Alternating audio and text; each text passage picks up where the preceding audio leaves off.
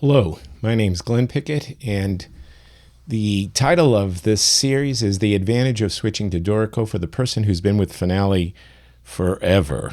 So I'll be doing this in a series of videos that are hopefully no more than a few minutes long, and this is the first session, which I'm calling Session 1. They're going to be a little bit casual, and so anyways, if you've been with Finale and you're feeling the fear of moving to something like Dorico, believe me, I get it. I was with Finale from 1989 when version 1 came out. And really, I was smitten with the beauty of Finale. It was unlike anything else I had ever used. I had been using the 16-pin dot matrix printer of a program called Personal Composer on a PC. And Finale allowed us to have high-resolution graphics on a 2-page display that I was using to write music with. The speedy note entry approach to note entry was amazing. Before that, it was essentially an electric pencil. And now you had something that you could play pitches on a MIDI keyboard and the duration on the QWERTY keyboard. The ability to play back and hear what I was writing, that was, again, revolutionary, just amazing stuff. Its ability to print to a laser printer for notation that looked to have been engraved, I'm telling you, it was amazing. So in 1989, I married Finale. I loved Finale. It was big stuff. Finale and I did very well for many years together. We gave birth to hundreds of musical children. And together we were able to help change the world for good through the work that we mutually accomplished. But Finale kept failing me unexpectedly. Yes, I'm sure you've seen this box if you've been with Finale at all for a while. So after 28 years of a fruitful but too often frustrating marriage, I divorced Finale at the end of the 2016-17 academic year.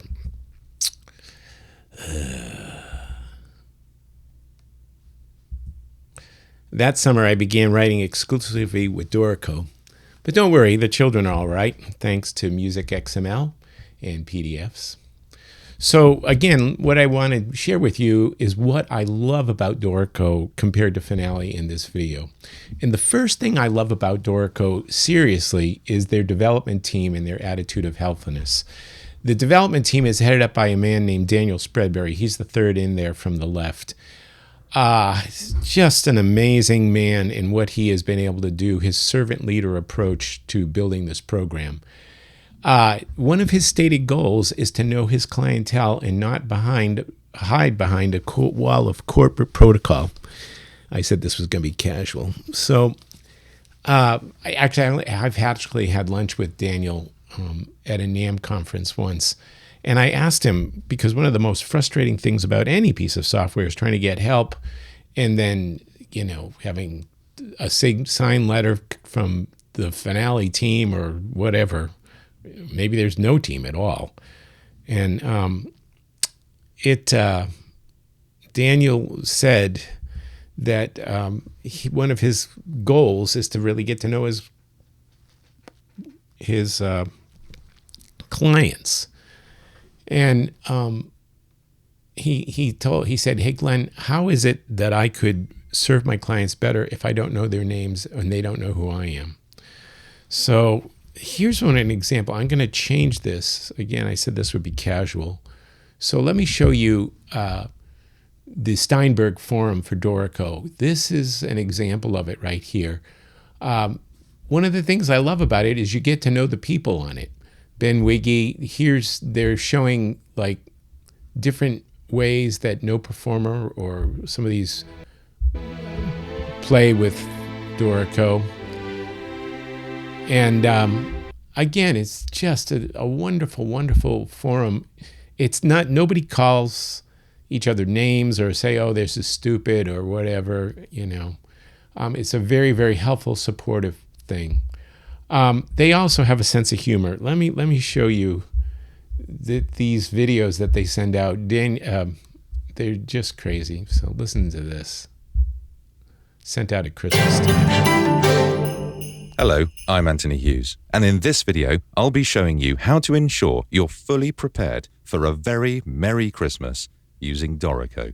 the festive music notation software from Steinberg. Dorico is packed with features that save you valuable time so that you can spend longer with your loved ones this Christmas. However, when it comes to preparing for Christmas, I find that Dorico is all you need to stay organized. Of course, it's very easy to create carol sheets that the family will use when we have a jolly good sing-song after a hearty Christmas lunch. But there's so much more you can do. I like to keep track of everything I need to do in the run-up to the big day in Dorico using text frames. I've heard that Santa is even keeping his naughty and nice list in Dorico this year. Avoid becoming infuriated with poorly engraved festive consumer products by making your own. Here's an idea for some delightful bauble decorations that you can cut out and colour in. And then, when it's all over and but a dim and distant memory, keep photos of the holiday season close to hand by using graphics frames in your Dorico projects. Ah, there's the family. Ooh, and look, there's one of me when I was a wise man in my school nativity. Mother has never been more proud. If you've enjoyed this video, why don't you treat yourself or someone you love to Dorico this Christmas? Actually, we'd be perfectly happy whoever you bought it for. That's the generosity of Christmas spirit. And from all of us here in the Dorico team, we wish you the merriest of Christmases and a peaceful, prosperous, exquisitely engraved New Year. I'm Anthony Hughes. Ho, ho, ho. Don't you love it? These guys are just so funny. I'm amazed by who they are. And, you know, that's the way they approach all of their work, with a sense of humor and a sense of servanthood. So here's another thing I love about Dorico. It's the ease of playback. Dorico gives you great flexibility of playback, and you can select from any notes you want and hear them apart from the other notes on the score. This is so different from Finale. You can easily play playback from either where you are presently editing or from where you left off. Let me show you. I'm going to go to a file that I've been working on for a Broadway musical that I'm working on about Dietrich Bonhoeffer and his fiancée, Maria. So this is the entire score. The way you hit play is you just hit a note or a place and you hit P for play, and it begins playing.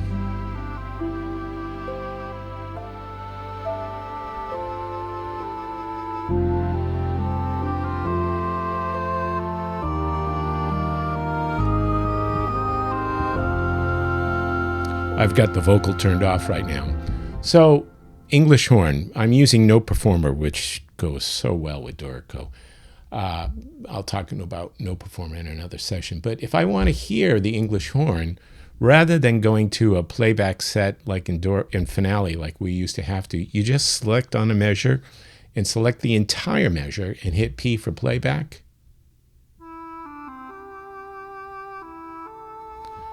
Which is really quite beautiful. Or if you want to hear the entire wind section with the horns and the flugelhorn, and I'm going to go down here to the trombone.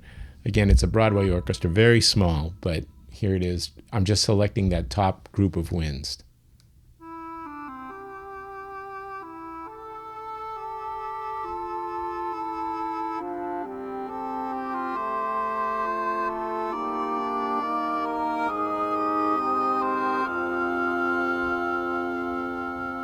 Really quite good.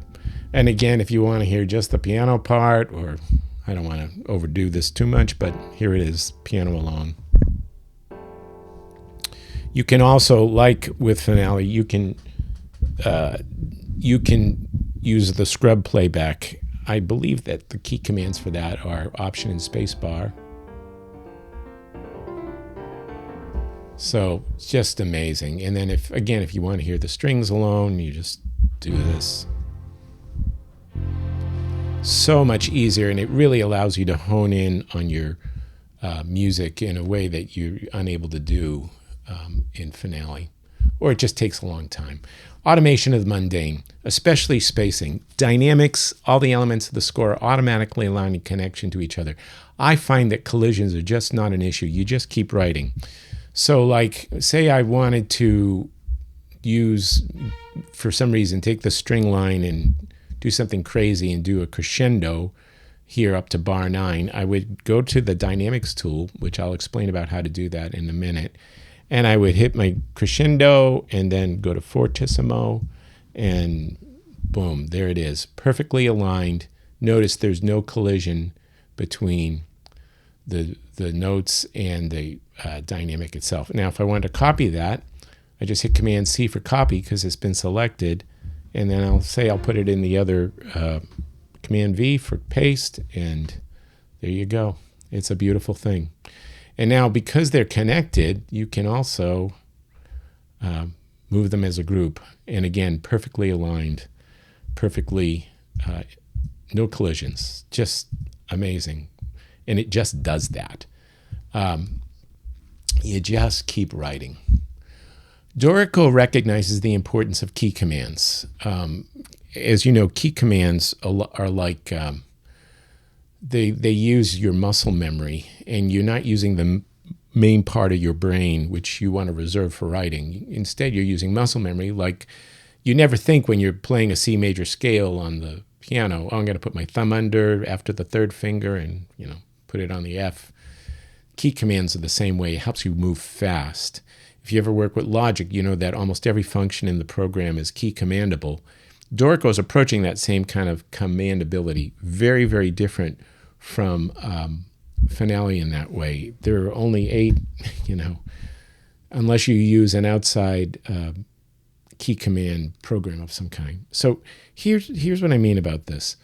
All right, in Finale, excuse me, the key commands to put in rhythms are 7 is a whole note, 4 is an eighth note, 5 is a quarter note, 6 is the half note, and 3 is the 16th note. If you use Sibelius, it's a little bit different. In Sibelius, the quarter note is 4, the half note is 5, the whole note is 6, the eighth note is 3, and the 16th note is 2. Now, Dorico out of the box from the factory comes with these key commands for rhythmic duration. 5 is the eighth note, 6 is the quarter note, 8 is the whole note, 7 is the half note, and 4 is the 16th note. And the thinking on this was, well, if we're trying to help people learn from scratch, that the 4, is 4 16th notes in one beat.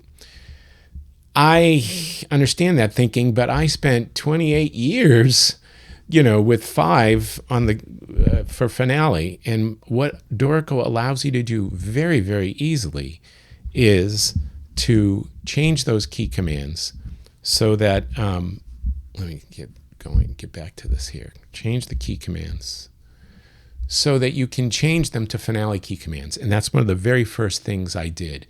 In the preferences in the key commands thing, you can set the duration for whatever, I'm going to get out of this so I can use the cursor. You can see all of these things, you can set them to whatever key command you want. And once they're set, they stay with the program, which is different from Finale. In Finale, if you remember, your key commands stay with the file. And so every time you end up using all these templates of files that have stuff built up in them over time. And Dorico stores their key commands in a library file that is not, that's part of the program, but not part of the document. So it's quite good.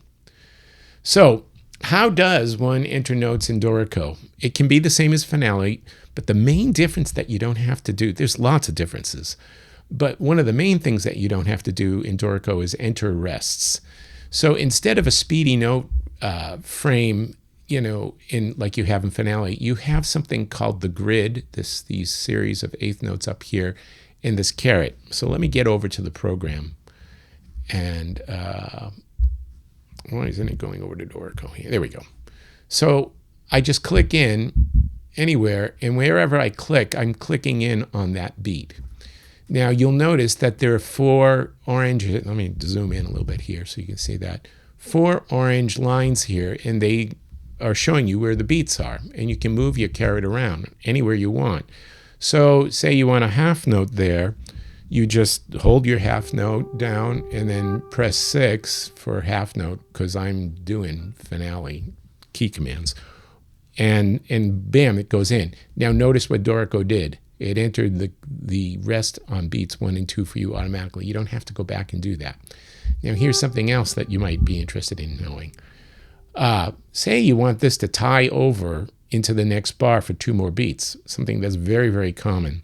Well, in finale, you'd have to hit the tie sign, hit another note. In Dorico, all you have to do is say, I want this to be a whole note. And boom, it does the tie and it does everything for you, including entering the rest here. So say I want to just expand the length of this a little bit. Now, the way that you set the grid, here's the grid again, okay, is down here, way over here on the left, is a place where you can set the grid in terms of its so now I've got 16th. It's resolution, I guess, is the best word. So now I've got it 16ths. Again, though, I may not want to use 16ths all the time. And so I control this with a key command that Dorico allows me to do. See, I just changed it, and I can change it to quarters if I want. I can even change it to halves. I generally start with eighths. It just depends on what kind of music that I'm writing. But this is important because what Dorico allows you to do is expand or move the note with a key command that's very easy. If I hit Option, Shift, and then right arrow, it will expand the duration of the note by whatever the grid value is set to. So right now it's set to eighth notes. So as I hit Option, Shift, right arrow, it's expanded the length of the duration of the note by that value. If I go to 16th notes, I can do this, and look what it does too. You can imagine how much time it would take to do that in finale, add the 16th note, 8th notes, and the rest. It's pretty amazing that way. I'm going to hit undo just because this is actually a file that I care about. So I'm going to hit delete. So how you enter notes is just really quite wonderful. Unlike finale, Dorico doesn't care about bar lines. I've already demonstrated a little bit. You know, the little box in this, warning, too many beats in this measure. What do you want to do? And in finale almost forces you to make a decision. Dorico doesn't do that. It just kind of keeps going. So if I enter a whole note in 3/4, Dorico will automatically set up a tie in the core note. I just demonstrated that. To lengthen, I just showed you. To shorten it, I use Option, Shift, left arrow. To move a note, this is something I haven't shown you, instead of Option, Shift, use Option, Command in the left, right arrow. So say I've got this note here, and I think, oh, really, I would rather have this on beat 3. I can go Option, Shift, left arrow, and now I've got it on beat 3. And notice what it did to the note, the half note on beat 2. It automatically changed it to the quarter note, which for me is just almost magic compared to what we did in finale. Now, if I go here and I select this, make it a half note, it's going to cause the other note to disappear. So I'm gonna, I don't remember what pitches those things were. I'm gonna go move this back over to the 4th beat. And now, when you noticed how it had a tie there, if I hit the half note now, it'll make it a half note. Because Dorico always places your notes in the bar so that it's easiest for the musicians to read. You're always going to see beat 3. You're always going to see beat 1. You don't have to worry about that like you do in finale. Dynamics, I already demonstrated that. To lengthen the duration, you use Option, Shift, right arrow. To shorten it, you use Option, Shift, left arrow. And to move it, you use Option, Command, left, right arrow. Playback, I've already demonstrated this as well. It's really a nice thing. One thing I've got to show you, though, is the harp. The harp is, I think it's unique to Dorico. I don't think that Sibelius has this. Let me zoom out. Again, key commands. I just hit X and I zoom out. All right, here's the harp part, okay? I'm going to select it and play it for you. Again, I'm hitting P for playback.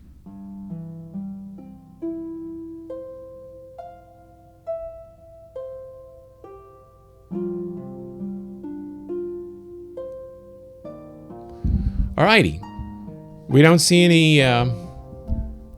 any pedal markings here, which are necessary. The reason they're not on the score is because the conductor I was working with on this musical said, "Do not put pedal markings in there. I need less clutter on my score." So that's very easy to do. But if I go up to my part, to the harp part, you can access your parts right up here. And if I come down to the harp and I access that, you'll notice that all the pedal markings are there. Okay, where is that piece that I was just? I'll hit play and Dorico will take me right to it, I think. P for play, I don't see it. Oh, maybe I haven't got this turned on here. Ugh, that's a mess there. But you can see the pedal markings are there. Let me zoom in a little bit. And you can choose if you want to use squares or pedal things. Now, the interesting thing is if I take this pedal marking off, Dorico is going to color some of these notes like, oh, wait, these are not in the pedal state right now. So what you do, this is the beautiful thing about Dorico, is you select your notes, and then you can go up here to create pedals. I've got it done on a key command, and I just use Control H, and then it automatically analyzes the music and tells you what pedal needs to be put down, which, excuse me, is just amazing. Let me play over here, because one of the things that Dorico does that, again, is just mind-blowing to me, is it actually plays the right notes in glisses. So let me hit that. Here it comes. Isn't that beautiful? And again, same thing here.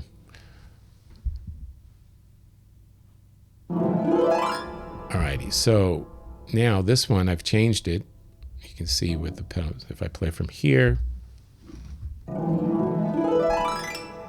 Very, very realistic, very, very wonderful.